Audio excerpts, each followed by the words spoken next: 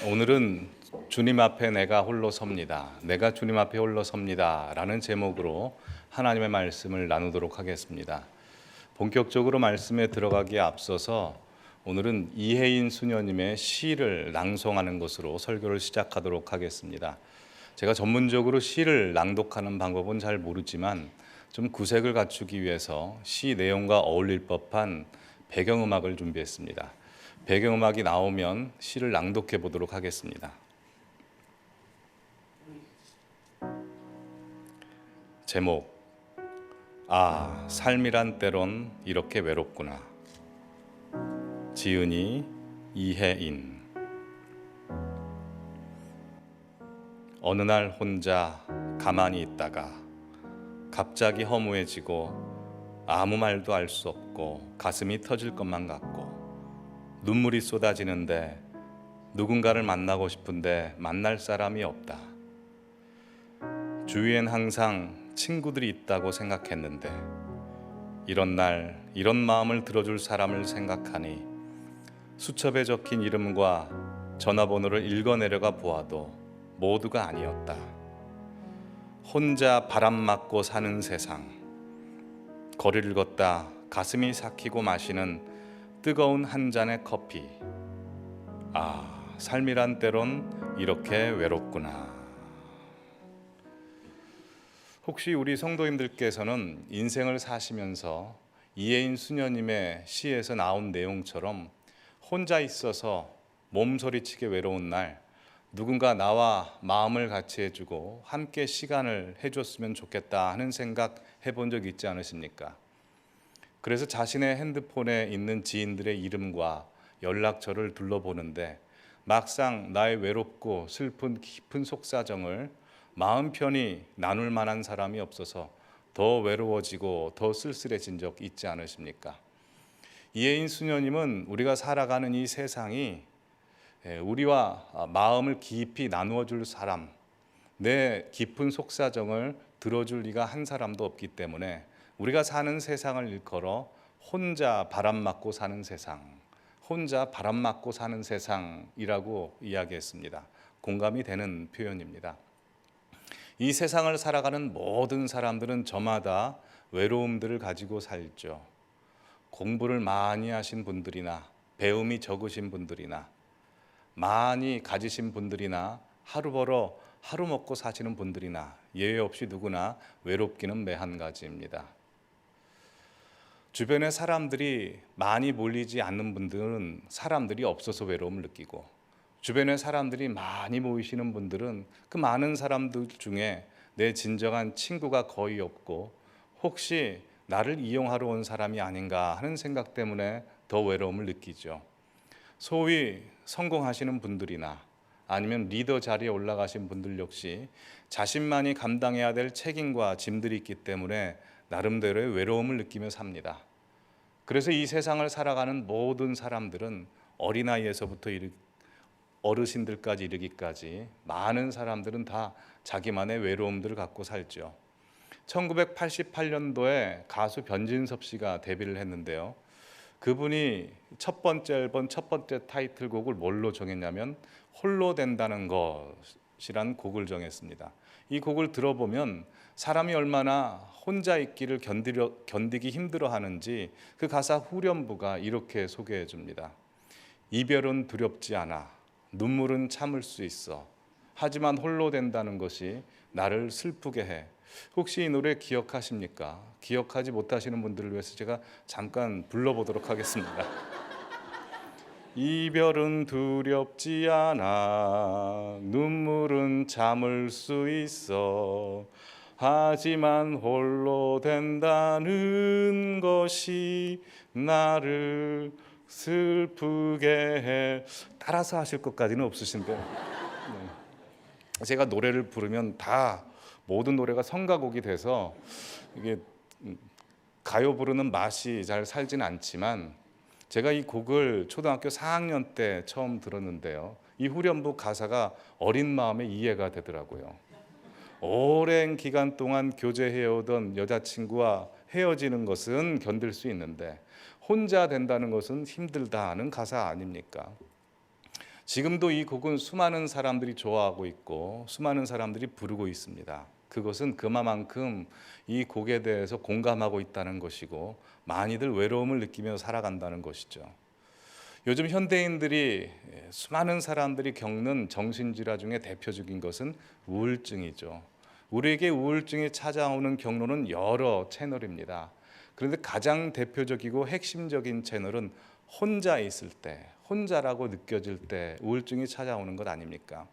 평생 나와 함께 해주었던 인생의 반려자가 이 세상을 떠나갔을 때 텅 빈 집안에 홀로 아무 할 일 없이 오랜 시간 나 혼자 있어야 되면 외로움이 찾아오고 그 외로움이 우울감으로 바뀌게 되죠. 그럼 옆에 가족들이 있고 사람들이 있으면 외로움을 느끼지 않을까요? 그렇지 않죠. 사람들이 있어도 우린 외로움을 느낍니다. 평생 내 인생을 책임져 주고 힘을 주고 위로가 되게 해주고 행복하게 해주겠다고 한 남편이 살아보니까 오히려 힘과 위로가 되기보다는 걱정과 근심과 기도 제목이 되어 있습니다. 그래서 남편이 왜 남편인지 살아보니까 내 편이 아니라 나에게 고통을 주고 근심을 줘서 남편이라는 걸 알게 되고, 아내들도 우리 남편들 입장에서 내 안에 있는 해라서 아내인 줄 알았는데 살아보니까 뭐 좀 해달라고 하면 아내 해서 아내라는 것을 알게 되고, 또 자식들도 어렸을 때나 품 안에 있는 자식이지 좀 크면 멀리 가서 이제 혼자 덩그러니 남겨진 기분에 외로움이 찾아오지 않으십니까? 사람은 자기에게 사람들이 찾아오지 않고 필요로 하지 않으면 본인 스스로 내가 쓸모없어졌구나 라고 생각하는 그 마음에 잉여인간이나 된 것처럼 외로움이 찾아오고 그 외로움이 우울감으로 바뀌게 됩니다. 하지만 우리에게 외로움이 찾아오고 우울감이 생겼을 때 반드시 기억해야 되는 것은 그 외로움과 우울감이라는 것은 나 혼자만 겪는 것이 아니라 이 세상 모든 사람들이 겪는다는 것입니다. 그러기에 우리는 예외 없이 혼자 있는 시간이 주어집니다. 그러기에 나에게 있어서 혼자 있는 시간이 주어지기에 이 혼자 있는 시간에 내가 혼자 있느냐 혼자 있지 않느냐가 중요한 것이 아니라 내가 혼자 있는 시간을 어떻게 보냈냐에 따라서 그 시간이 홀로 외로움에 불행한 시간이 될 수도 있고요.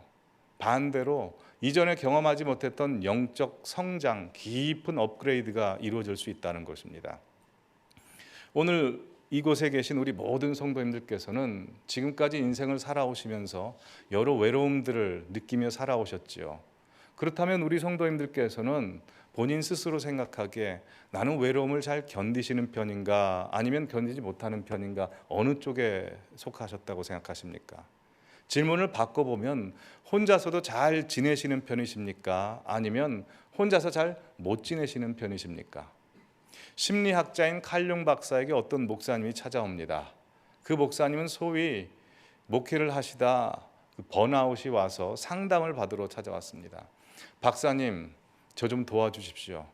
제가 성도님들을 만나기가 너무나 두렵고 싫습니다.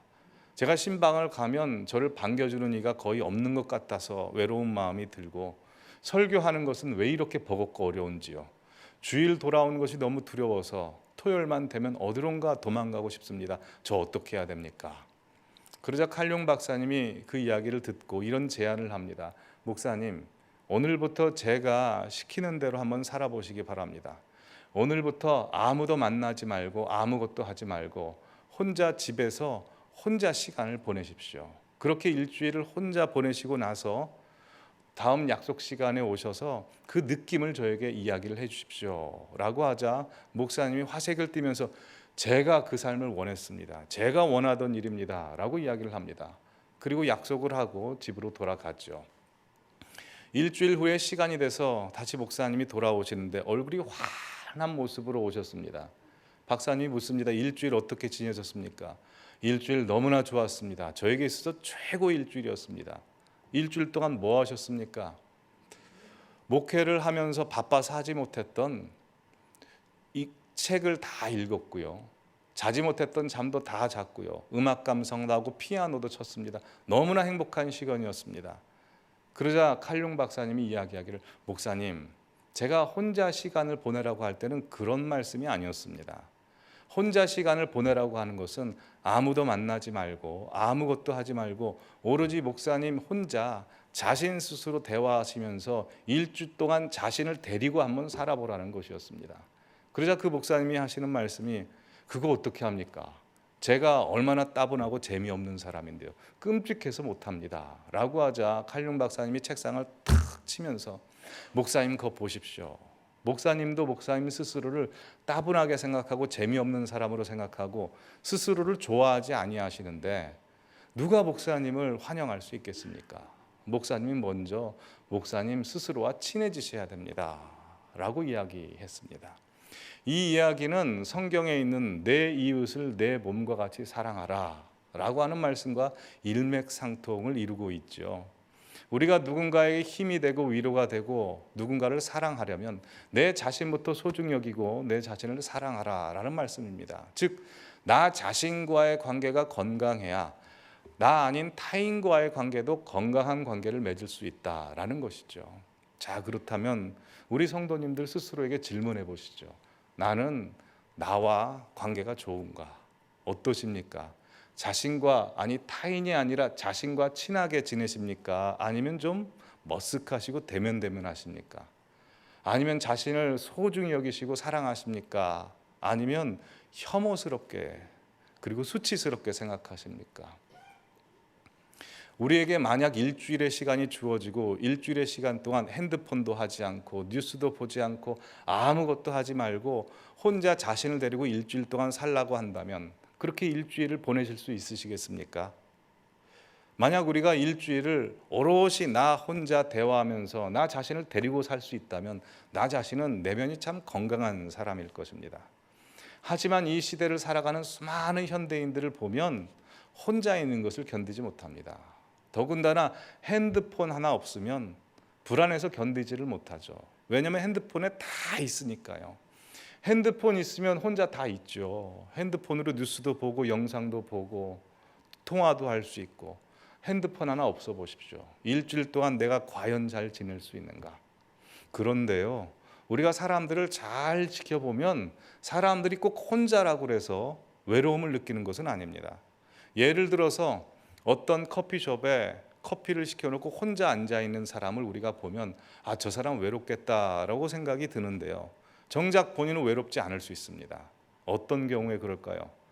누군가를 기다리는 사람, 특별히 사랑하는 사람을 기다리는 사람은 그 시간은 절대 외로운 시간이 아니라 그 사람을 만나려고 하는 기대감에 부풀어 있는 즐거운 시간이 될 수밖에 없다는 것입니다.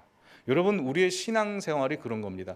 신앙이라고 하는 게 뭡니까? 한자로 믿을 신, 앙무하다 앙입니다. 우리가 믿는 하나님을 앙망하며 기다리는 게 신앙생활입니다. 즉, 우리가 혼자 있을 때 우리의 영적인 신랑 되신 예수 그리스도를 신부인 우리가 간절히 기다리는 것, 기도 응답을 기다리고 은혜를 기다리는 게 신앙생활입니다.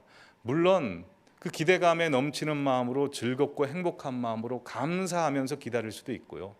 때로는 왜 이리 기도 응답이 더디 이루어지는지, 은혜는 왜 나에게 빨리 베풀어 주시지 않는지, 주님은 왜 빨리 오시지 않는지 그 허량한 마음에 견딜 수 없는 심장으로 기다릴 때가 있지만, 하지만 예수님이 반드시 은혜를 베푸시고 오신다는 것을 믿기에 신앙생활은 외로움을 극복해내는 시간일 수밖에 없습니다. 그래서 때로는 혼자 있는 시간이 우리 주님을 만날 수 있는 아주 좋은 시간입니다. 만약 옆에 사람들이 많다면 그 사람들 하나하나 신경 쓰느라고 우리 주님을 만날 시간이 없겠지만, 사람들이 다 사라져 보십시오. 그때 보통 사람들은 자기 내면을 살펴보게 되고, 내면의 부족함들을 보고 이 부족함은 하나님만이 채울 수 있구나라는 것을 알게 돼서 하나님을 만나는 시간이 될 수 있다는 겁니다. 그래서 하나님께서는 때론 우리가 혼자 있기를 원하시고 혼자 있게도 하십니다. 여러분, 시간이 오래되셔서 기억하실지 모르시겠지만 연애하셨을 때 연애하는 사람들 보면 꼭 둘만 있기를 원한다는 겁니다. 어디 좋은 데를 가고 단체 여행을 가고 어디 박물관에 가도요, 사랑하는 사람들은 둘이 눈 마주치고 다른 곳으로 빠지는 경우가 굉장히 많습니다. 아무 볼 것도 없는 거리를 걸어가면서도 둘만 대화하면 너무 좋은 겁니다. 하나님도 마찬가지십니다. 하나님도 우리를 만나실 때 1대 100, 1대 단체로 만나는 것이 아니라 나와 하나님, 나와 우리 하나님과 우리 성도님 1대1로 만나시기 때문에 하나님께서는 그 시간을 연애하듯이 보내고 싶어 하십니다. 그래서 하나님께서는 우리 성도님들 한 분 한 분과 교제하기 원하시고 친숙하게 만나기를 원하십니다. 근데 우리의 삶이 너무나 바빠서 기도할 시간도 없고 사람들 만나고 스케줄 소화해내느라고 말씀 읽고 말씀을 묵상할 시간도 없으면 우리 하나님께서도 질투하십니다. 그래서요, 아무리 주님의 일을 하루 종일 교회에서 하고요, 또 봉사활동을 하루 종일 하고 또 말씀을 준비하는데 하루 종일 시간을 투자해도요, 저희들 마음속에 공고함이 찾아올 때가 있습니다. 그 공고함을 통해서 성령님께서는 우리에게 말씀하시는 겁니다. 야, 나랑 대화 좀 하자. 너 기도해야 된다. 너 내 은혜가 필요하다 라고 하셔서 그 공고한 마음으로 우리를 초청하시는 겁니다. 그래서요, 2000년도에 나온 그 왁스라는 가수랑 그 하지원이라는 가수가 함께 불렀던 노래가 있습니다. 오빠라는 노래인데요, 그 후렴 가사에 보면 이렇게 되어 있습니다. 약간 가사가 가볍긴 하지만요, 오빠 나만 바라봐, 바빠 그렇게 바빠, 아파 내 마음이 아파 왜 내 마음을 몰라줘.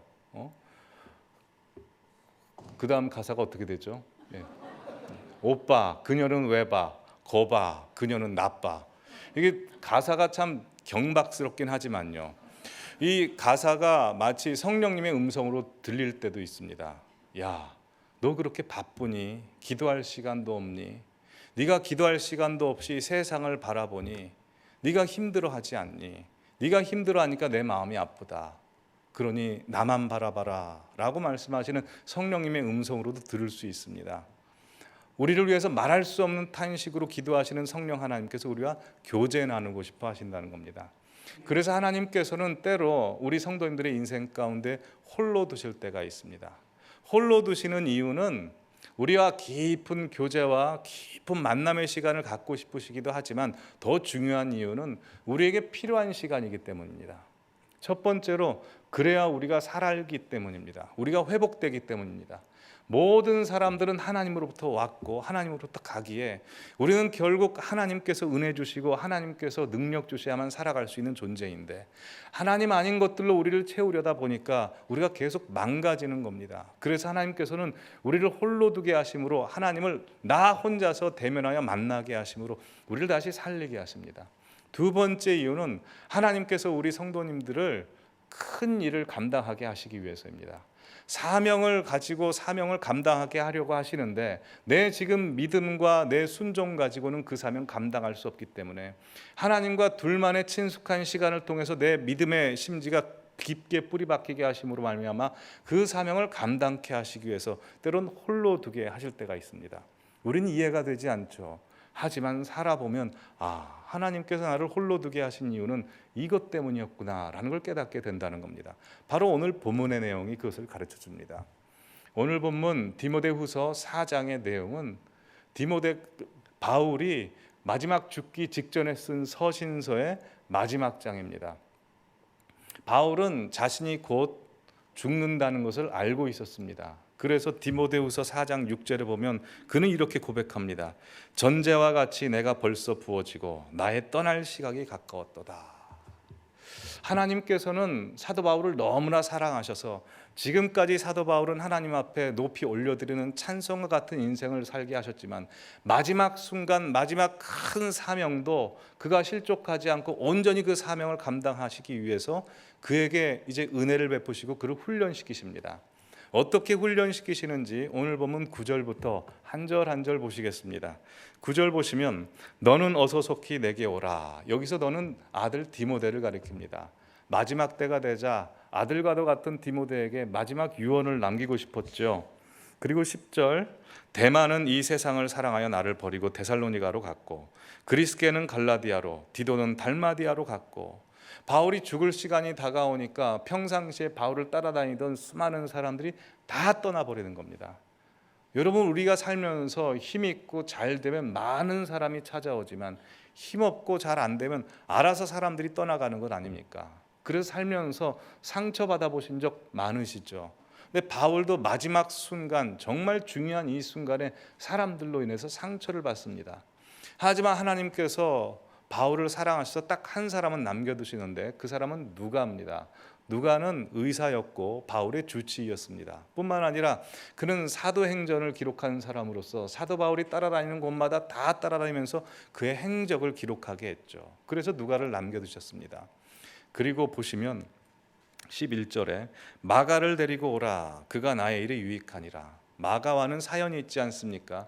1차 선교 여행 때 그와 등을 돌리는 일이 벌어졌습니다. 하지만 마지막 순간에 이 마가도 바울에게 있어서 사랑하는 아들이었기 때문에 디모데처럼 빨리 데리고 오라라고 해서 그의 마무리를 이렇게 정리하고 있습니다. 그리고 13절 15절까지 보시면 내가 올 때 들어와 가보의 집에 둔 겉옷을 가지고 오고 또 책은 특별히 가죽종이에 쓴 것을 가져오라. 구리세공업자 알렉산더가 내게 해를 많이 입혔으며 주께서 그 행한 대로 그에게 갚으시리니 너도 그를 주의하라. 그가 우리 말을 심히 대적하였느니라 라고 합니다. 마지막에 그는 겉옷을 가지고 오라고 합니다. 보통 이스라엘 사람들이나 로마 사람들은 겉옷을 휴대했어야 했는데 아마 사도 바울이 겉옷을 가지고 갔지만 불쌍한 사람에게 주었던 것 같습니다. 그래서 추운 겨울날이 오기 전에 겉옷을 가지고 오라라고 이야기합니다. 이 대사는 마치 주기철 목사님이 마지막 순교 현장에서 내가 숭늉을 먹고 싶다, 예수님께서 십자가상에서 내가 목마르다라고 하는 인간성을 표현한 것처럼 내가 추우니 겉옷이 좀 필요하다라고 말하는 것 같습니다. 그리고 가죽 종이에 쓴 글은 성경책을 말합니다. 마지막 순간에 보고 싶었던 것은 바로 하나님의 말씀이었습니다. 그리고 아들 디모데에게 앞으로 살면서 경계해야 될 사람들을 가르쳐 줍니다. 그리고 16절이 중요합니다. 내가 처음 변명할 때 나와 함께한 자 하나도 없고 다 나를 버렸으나 그들에게 허물을 돌리지 않기를 원하노라. 뭐라고 합니까? 나와 함께한 자 하나도 없고 다 나를 버렸다고 합니다. 바울 옆에 사람들이 다 떠나버렸다는 겁니다. 바울은 지금 가장 중요한 순간입니다. 마지막 이제 믿음의 경주를 다 마치고 결승전만 통과하면 되는데 그곳에 옆에 사람들이 함께 해주고 사람들이 같이 해줬으면 좋겠는데 하나님께서는 옆에 있는 사람들 다 떠나가겠다는 겁니다. 왜요? 17절입니다. 주께서 내 곁에 서서 나에게 힘을 주시면, 바울이 놀라는 겁니다. 정말 믿었던 사람이, 주변에 있던 사람이 하나둘씩 다 떠나갈 때 슬프고 허탕하고 공허하고 상처받고 서운한 마음이 있었지만 그때 서운한 마음을 가지고 믿음의 눈을 들어보니 항상 나와 함께 하신 예수님이 이제 정확하게 보였다는 겁니다.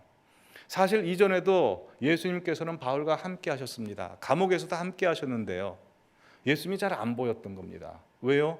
누가도 있고 데마도 있고 그리스게도 있고 두기고도 있고 사람들이 많이 있으니까 예수님이 잘 안 보였는데 예수님께서 주변에 있는 믿었던 사람들을 다 떠나가게 하시니까 이제 예수님만 보이는 것입니다. 가만히 예수님이 계시는 것이 아니라 나에게 힘을 주고 있음으로 말미암아 마지막 사명, 순교의 사명을 담대하게 감당할 수 있게 해줬다는 겁니다. 결론적으로 말씀드리면 바울은 참수형을 당합니다.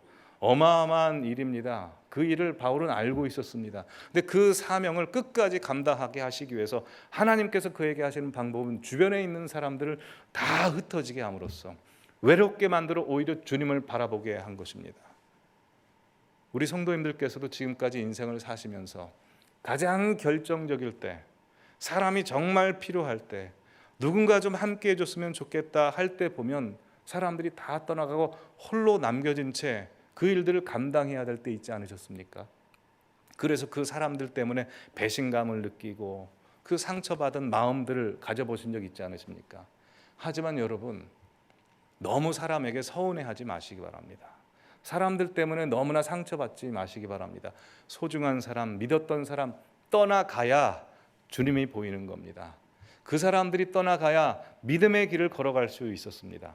여러분, 여호수아에게 소중한 사람은 모세였습니다. 하지만 모세가 떠나가 줘야 여호수아서 1장에 보면 하나님께서 그에게 직접 나타나서 여호수아야 두려워 말라, 강하고 담대하라, 그 하나님을 만날 수 있었고, 제자들에게서 예수님은 너무나 소중한 분이었지만 예수님이 승천하시고 떠나가야 성령 하나님께서 임하심으로 말미암아 그들이 성령의 사람이 돼서 진짜 하나님의 사람이 될 수 있는 것처럼 우리 주변에 떠나가지 말았으면 좋겠고 나와 헤어지지 않았으면 좋겠는 사람, 그 사람을 하나님께서 하나 둘씩 떠나가게 하시는 이유는 우리로 하여금 믿음의 길을 걷게 하셔서 하나님께서 우리에게 주시는 그 위대한 사명을 감당하게 하시기 위함이라는 것입니다. 그러기에 홀로 있는 시간 너무나 외롭게 생각하지 마시기 바랍니다. 그리고 우리는 홀로 있는 시간을 잘 보내셔야 됩니다. 홀로 있는 시간을 잘못 보내면요, 평생 후회할 만한 죄를 짓는 시간이 될 수도 있고요. 반대로 홀로 있는 시간을 잘 보내시면 인생 역전을 경험한 하나님을 만나는 시간이 될 수도 있다는 겁니다. 사실 성경에 보면 하나님께서는 우리를 홀로 두시는 걸 원하지 아니하셨습니다. 아담도 지으시고 그가 독처하는 것이 안 좋게 여기셔서 하와를 주셨죠. 또 모이기를 패하는 어떤 사람들처럼 패하지 말고 항상 모여서 뜨겁게 기도하라 라고 말씀하셨습니다. 하나님은 우리가 항상 함께하기를 원하셨습니다. 그러기에 우리는 공동체에 속해 있어야 되고 모이면 기도하고 예배하고 찬송하고 같이 해야 됩니다. 성경에서도 보면요, 홀로 있다가 죄 짓고 실패한 사람들 많이 나옵니다. 몇 사람을 예로 들죠. 하와가 대표적인 예 아닙니까? 남편과 항상 함께 있어야 되는데 남편 없이 혼자 있다가 뱀의 유혹을 받아 선악과를 따먹고 죄를 짓고 그 남편도 죄를 짓게 만들어 온 인류가 죄성을 갖게 하지 않습니까? 다윗도 마찬가지입니다. 모든 장수들 전장으로 다 나가는데 홀로 궁궐에 있다가 여인의 아름다움을 보고 밧세바를 간음하여 범죄를 저지르는 겁니다. 이렇게 홀로 있는 시간은요, 마냥 좋은 시간이 아니라 굉장히 외로운 위험한 시간입니다. 그 시간 잘못 보내면 죄 짓게 됩니다. 그렇게 홀로 있는 시간에 혼자 있으시면 안 됩니다. 혼자 있는 시간에 하나님을 초청하시기 바랍니다. 혼자 있는 시간에 내 외로움, 그 결핍을 사람으로 메꾸려고 하고요, 어떤 영상이나 컨텐츠로 메꾸려고 하고 다른 것들, 세상의 좋은 것들로 메꾸려고 하면요, 그때 당시에는 위로가 되고 사는 것 같은 기분이 나는데요, 세상의 모든 것 가지고 나를 채우면 더 갈증이 나고 그게 나를 망치게 됩니다. 그러니 혼자 있을 때 다른 것으로 내 외로움을 채우려고 하지 마십시오. 그건 나를 죽이는 겁니다. 혼자 있을 때 무조건 하나님을 만나셔야 됩니다. 하나님을 간구하셔야 되고 하나님이 나에게 오시고 나를 만져주시면 그때 내가 변화되는 겁니다. 성경의 인물들이 다 그렇게 변화됐습니다. 야곱이 대표적인 경우죠. 그는 혼자 죄짓고 도망갈 때, 외삼촌 라반의 집을 향해서 혼자 걸어갈 때 베델에서 돌베개를 베고 자다가 혼자 하나님을 만납니다. 21년 외삼촌 집에서 보내고 다시 가나안 땅에 돌아올 때도 야복나루터에서 가족들 다 보내고 혼자 있었을 때 하나님을 만나고 씨름하여 그 하나님을 만나 그의 인생이 완전 변화되는 겁니다.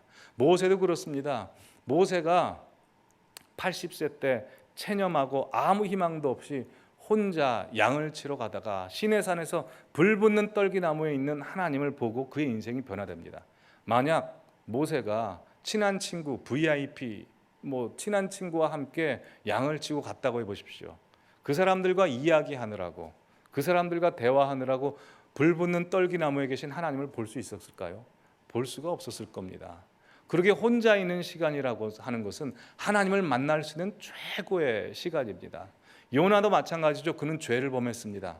바닷속에 풍덩 빠졌을 때 혼자 고래뱃속에 갇혔죠. 그때 그는 하나님 앞에 혼자 기도하고 회개합니다. 그러자 하나님께서 그를 꺼내주시죠. 그러게 혼자 있는 시간은 하나님을 깊이 만날 수 있는 시간입니다. 사마리아 여인도 마찬가지입니다. 예수님께서 일부러 그 여인을 혼자 만나시기 위해서 제자들을 다 도시로 보내고 혼자 기다리고 있다가 그 여인을 만나 그 여인이 완전 변화되고 그녀에게 생명수를 채워주시지 않습니까? 여러분, 예수님도 마찬가지입니다. 예수님께서도 가장 위대한 사명, 십자가를 지시는 사명도 오롯이 홀로 감당하셨습니다. 아버지, 아버지여, 왜 나를 버리시나이까? 하나님도 나와 함께 하시지 않은 것 같은 그런 상황 속에서 오롯이 그 사명을 감당해낼 수 있었던 것, 그것은 바로 혼자 있는 시간이었습니다. 그러게 혼자 있는 시간 혼자 있지 마시기 바랍니다. 그럼 혼자 있는 시간 혼자 안 있기 위해서 어떻게 해야 될까요? 예수님께서 우리에게 가르쳐 줬습니다. 요한복음 8장 29절 말씀입니다. 다 함께 읽어보실까요? 시작. 나를 보내시니가 나와 함께 하시도다. 나를 항상 그가 기뻐하시는 일을 행함으로 나를 혼자 두지 아니하셨느니라. 예수님께서는 혼자 기도하실 때 많으셨고요, 혼자 시간을 보내실 때 많으셨지만 혼자 있었을 때도 혼자 안 있으셨다고 합니다. 왜요? 하나님이 기뻐하시는 일을 함으로입니다. 그러기에 우리 성도님들께서 혼자 있는 시간에 하나님께서 기뻐하시는 일을 하십시오. 하나님께서 기뻐하시는 일이 도대체 뭘까요? 성경을 찾아보니까요, 혼자 하나님을 기쁘시게 할 수 있는 일이 되게 소박하고 소소한 일이더라고요. 세 가지만 간단히 말씀드리겠습니다. 첫 번째는 이사야서 43장 21절입니다. 같이 읽어보실까요? 이 백성은 내가 나를 위하여 지었나니 나를 찬송하게 하려 함이니라. 찬송하시는 겁니다. 주님께서 우리를 지으신 목적은 찬송하기 위해서 지으셨기에 우리가 찬송하면 주님께서 기뻐하십니다. 혼자 있을 때, 차를 운전하실 때, 설거지를 하실 때, 길을 걸어가실 때도 찬송을 하십시오. 성경에 보면 우리 하나님은 찬송 중에 거하시는 하나님이시라고 했습니다. 내가 주님 앞에 홀로 섭니다. 찬양받기 합당하신 주님 찬송을 받옵소서라고 찬송하시면 곡조 있는 말씀이고 곡조 있는 기도이기에 우리의 기도가 하나님 앞에 상달되게 되고 하나님의 말씀이 우리를 살리게 됩니다. 두 번째로 하나님께서 기뻐하시는 것은 잠언서 15장 8절입니다. 같이 읽어보실까요? 악인의 제사는 여호와께서 미워하셔도 정직한 자의 기도는 그가 기뻐하시느니라. 여러분, 어린아이들이 어머니 아버지 앞에 와서 제잘제잘 대면 그 모습이 얼마나 아름답고 좋습니까? 하나님께서도 우리가 하나님 앞에 와서 여러 가지 사소한 사연이라도 아뢰는 것, 대화하는 것을 너무나 좋아하십니다. 혹시 혼자 있는 시간이 없으신 분 계십니까? 그러신 분일수록 혼자 있는 시간을 30분이라도 마련하시기 바랍니다. 빌 하이벨스 목사님이 너무 바빠서 기도합니다 라는 책을 지었습니다. 바쁠수록 기도하십시오. 내가 10시간 일하는 것보다 30분 기도하는 것이 더 큰 역사를 이룩합니다. 왜냐하면 10시간 일하는 건 나지만 30분 기도하면 하나님이 일하시기 때문에 그 하나님의 능력을 끌어오시는 우리 성도님들 되시길 바랍니다. 세 번째로 우리 주님께서 기뻐하시는 것은 우리가 믿음을 갖는 것입니다. 믿음 없이는 하나님을 기쁘시게 할 수 없나니. 그럼 그 믿음은 어떻게 올까요? 그 믿음은 사도 바울이 로마서 10장 17절에서 가르쳐 줍니다. 함께 읽어보실까요? 그러므로 믿음은 들음에서 나며 들음은 그리스도의 말씀으로 말씀이니라. 말씀을 읽으시는 겁니다. 혹시 눈이 좋지 않아서 말씀을 보실 수 없는 분들이거든 유튜브에 성경 통독을 치십시오. 공동체 성경이라고 치면요, 아까 시 배경음악처럼 배경음악도 나오고요, 성우가 또렷또렷한 말로 귀에 쏙쏙 박히게 말씀을 생동함 있게 전합니다. 그 말씀을 항상 들으시기 바랍니다. 그래서 우리 성도님들의 삶 가운데 말씀과 기도와 찬양으로 인해서 혼자 있는 시간이 혼자 있는 시간이 아니요, 외로운 시간이 외로운 시간이 아니라 하나님과 깊은 교제의 시간이 되게 하시기 바랍니다. 그 하나님과 말씀과 기도와 찬양 가운데 함께 지내면 우리는 주님과 함께 할 수 있는 시간을 가질 수 있습니다. 내가 주님 앞에 홀로 섭니다. 내가 주님 앞에 홀로 섭니다 라고 나아가시기 바랍니다. 사실 우리 모든 인간은 결국 죽을 날이 옵니다. 그날은 오롯이 나 혼자 걸어가야 되는 길입니다. 누구도 함께 할 수 없습니다. 누구도 도와줄 수 없습니다. 나만 주님 앞에 서야 됩니다. 그러기에 하나님께서 우리에게 외롭고 혼자 있는 시간을 주시는 이유는 그 시간을 준비하라는 겁니다. 어떻게요? 하나님 임재하고 하나님 맞아들이는 시간으로 준비하라는 겁니다. 여러분, 세상의 많은 정보들은 우리를 유익하게 하지 못합니다. 걱정과 절망과 결국 우리를 죽이게 합니다. 일주일 동안 세상에 살면서 세상의 많은 정보들과 많은 소식들을 들어가면서 나도 모르게 내 영이 죽고 있습니다. 하나님께서는 애타하시면서 말할 수 없는 탄식으로 탄식하십니다. 그러기에 날마다 하나님 앞에 말씀과 기도와 찬송 가운데 나아가시는 여러분들 되시길 바랍니다.